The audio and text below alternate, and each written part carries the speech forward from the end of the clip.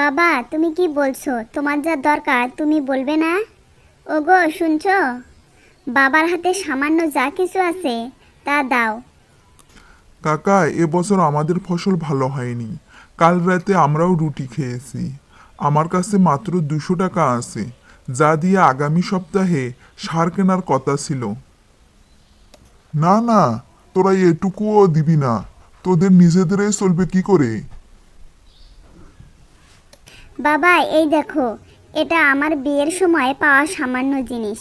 এটা এখনকার দিনে সামান্য হলেও তুমি এটা নাও। আর তুমি চিন্তা করো না, গোপাল কাল থেকেই শহরে গিয়ে মজুর খাটবে। আমরা তোমার জন্য টাকা জোগাড় করে পাঠাবই। ঠিক বলেছ রূপা। কাকা, এই টাকাটা রাখুন। আর আমি কালে শহর যাচ্ছি। আপনার ঘর সারাইয়ের টাকা আমি দেব।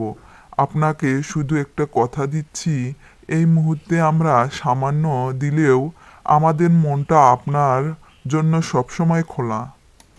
ওরে তোরা, তোরা আমাকে ধনী করে দিলি রে। তোদের এই ভালোবাসা, এই শ্রদ্ধা, এর দাম কোনো অর্থ দিয়ে হয় না। তোরা সুখে থাক। পরের দিন কার্তিক রওনা হলেন শহরের উদ্দেশ্যে। তার পকেটে সামান্য রৌপ্য মুদ্রা আর 200 টাকা, যা রূপা আর গোপাল বহু কষ্টে দিয়েছে।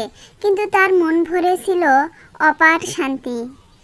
কিন্তু বুঝলেন, তার বড় মেয়ে আর জামাই গরিব হলেও সম্পর্কের বন্ধন তারা আজও শক্ত করে রেখেছে।